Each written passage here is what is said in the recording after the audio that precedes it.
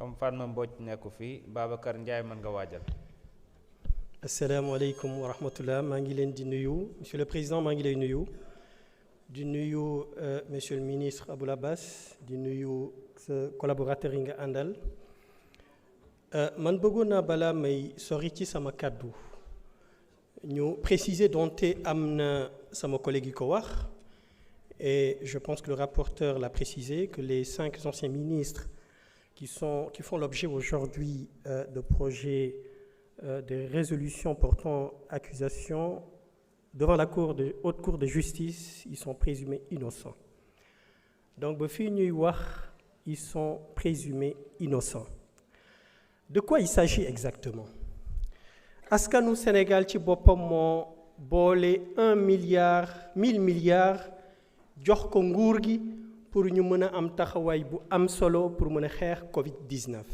mu nekk pandémie bu doy waar bi nga xam ne ni yóbbu na bakkanu sénégalais yu bari ci loolu président bi fi nekkoon le président Macky Sall mu njort ni xaalis boobu ni ñu ko gérer tey na xel mu wax Cour des comptes na ko ci defal audit Cour des comptes def audit génn rapport jox ko ñëpp xam gis rapport bala ca ne le procureur de la République saisir le garde des Sceaux, le ministre de la Justice, mu saisir le président de l'Assemblée nationale pour ñu mën leen andi fii mën leen ñu mën a voter cette résolution de mise en accusation devant la haute cour de justice. Donc ba ci fii ñu tollu mbirum politicienne gisuma ko ci te dafa am lu ñu war a bàyyi xel. La reddition des comptes, c'est un pilier fondamental pour la bonne gouvernance. Et ça doit être un état d'esprit. Ça doit être une culture pour tout politique, pour tout gestionnaire de deniers publics. warul nekk loo xam ne ni dañu war a xaar wala ñu am ay doute. Ça doit être systématique, la reddition des comptes. Et je m'adresse aux politiques. Je m'adresse aux gestionnaires de deniers publics. ñu xam ni li ñuy yor askan bi moo ko moom li ñuy gérer askan bi moo ko moom askan bi yépp ko moom donc lépp loo xamante ni dañ ko ciy def dañu war a bàyyi xel askan bi lépp luñ ciy def dañu war a ñoom it bàyyi xel ne ëllëg danañu rendre compte suñu borom loolu boo ko jiitalee doo def lu ñu lay woowe ëllëg waxuma yomal xiyaam waaye fii ci àdduna donc ça doit être une culture pour tous les politiques, pour tous les gestionnaires de deniers publics. Il faut nécessairement que les politiques ñu bàyyiwaat seen xel seen bopp surtout ici au Sénégal askan bi dafa sonn lu leen sonal parce que politiciens yi ñoo leen sonal il faut le dire place bi ñu occupé ci askan bi ci société bi ëpp na place bi ñu occupé ci médias yi ëpp na il faut à un moment donné ñu xam ni askan bi moo leen fi bàyyi il faut à un moment donné ñu xam ni askan bi moo leen fal sunu borom moo jël ci wàllu nguuram jox leen donc nañu bàyyi xel ni lépp lu ñu war a def ñu bàyyi xel askan bi donc lii xew tey fii ci Assemblée nationale c'est un signal très fort contre l'impunité. Plus personne n'est à l'abri. lépp lu ñu la mës a dénk askan bi moom ko danañu càmbar xool naka nga ko gérer bu ñu gisee ne na nga ko gérer jaaduwul yoon dañuy ñaan yoon dal ci sa kaw dëkk mënul développer ci luubal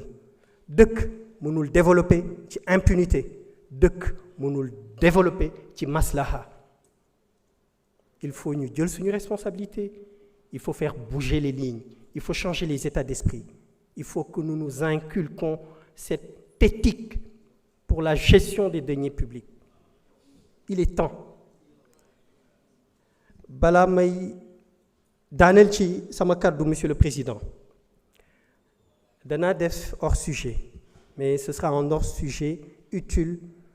pour certains Sénégalais qui aujourd'hui peut-être soxla nañ ñu defal leen ko. Et dama yëkkati kàddu boobu bokk ko ak sama sœur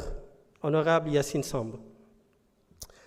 Samedi dernier, je devais aller avec elle à Saint-Louis pour rencontrer les pêcheurs de Guet Ndar. Elle était alitée, elle était malade, donc elle n'a pas pu se déplacer. J'y suis allé seul. J'ai rencontré les pêcheurs pendant 2 tours d'horloge, on a échangé. Ils m'ont fait part de leurs difficultés, des problématiques qu'ils rencontrent avec BP, des problématiques qu'ils rencontrent avec la brèche, avec le quai de pêche qui n'est pas agréé, l'absence d'un manko wax ci wolof effectivement. ñu wax ma jafe-jafe yi nga xam ne ni moom la ñuy rencontrer mu nekk bal la ñuy wax je pense mooy brèche bi bël bi di wax it jafe-jafe buñ ma waxaat mu nekk quai de pêche bi nga xam ne ni homologué wuñ ko ñu waxaat ma problème bi ñuy rencontrer ak BP foofu lay teg sama loxo mooy problématique bu Jatara ñoom avant BP di ñëw foofu dafa nekk benn ay xeer yoo xam ne nii ñoom foofu lañ doon nappee bi nga xam ne nii BP ñëw na di exploiter gaz bi nekk foofu ci xeer bi ñu teg fa benn structure boo xam ne nii ci ëpp gazier bi la bokk mënatuñ fa dem napp et BP jëloon engagement ne dina leen il va mettre en place des récifs artificiels pour ñu mën a continuer seen napp loolu c'est depuis 2019 BP defu ci dara le ministre Birame Souleye dem na fa en réunion au niveau de la gouvernance de Saint-Louis convoqué BP waxtaan ak ñoom BP jël ay engagement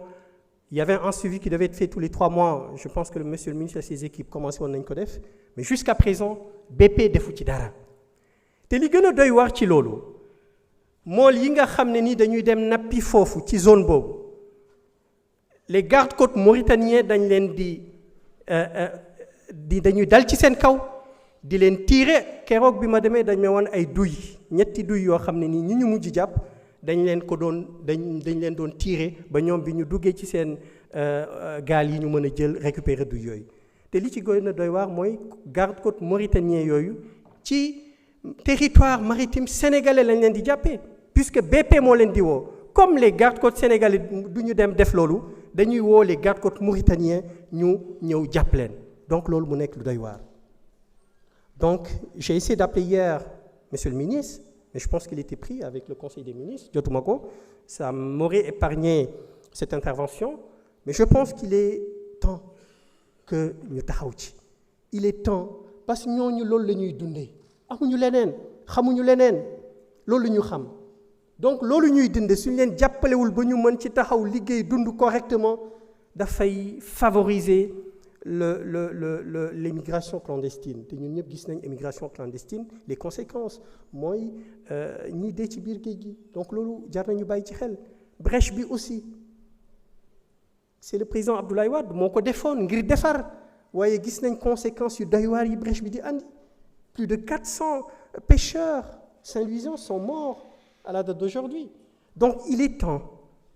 et de ce que j'ai compris pour defar ko correctement il faut à peu près 8 ou 10 milliards waxuma ne bariwul waaye dafa nekk loo xam ne nii il faut ñu taxaw ci jàppale leen il est temps que toutes ces problématiques soient prises en considération parce que pêche bi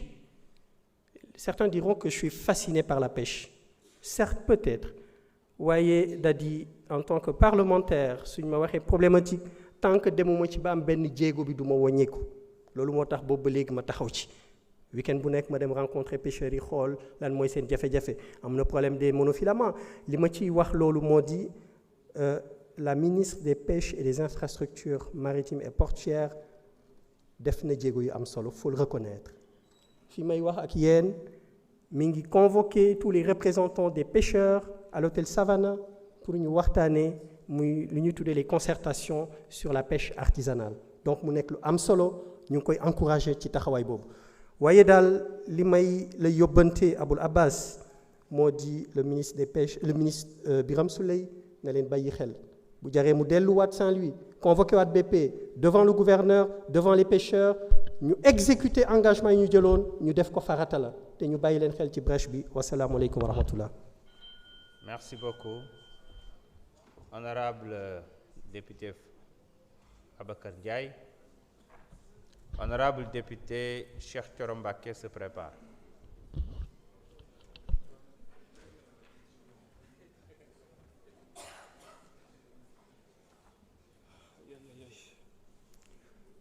Assalamu alaikum wa rahmatullah.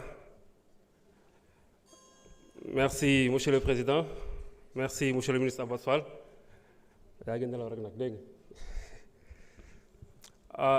Tout à l'heure, j'ai applaudi quand mon maire, le maire de la commune de Mbao, a pris la parole. Les députés ont ri sans comprendre pourquoi j'ai applaudi. J'applaudissais parce que je me préparais à 10 minutes de souffrance en l'écoutant. Heureusement, il nous en a épargné 5. En faisant uniquement 5 minutes de parole,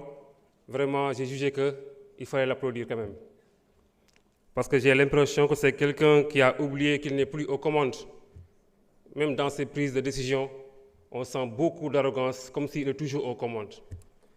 J'ai dit ça parce qu'un bon jour, on s'est levé chez nous,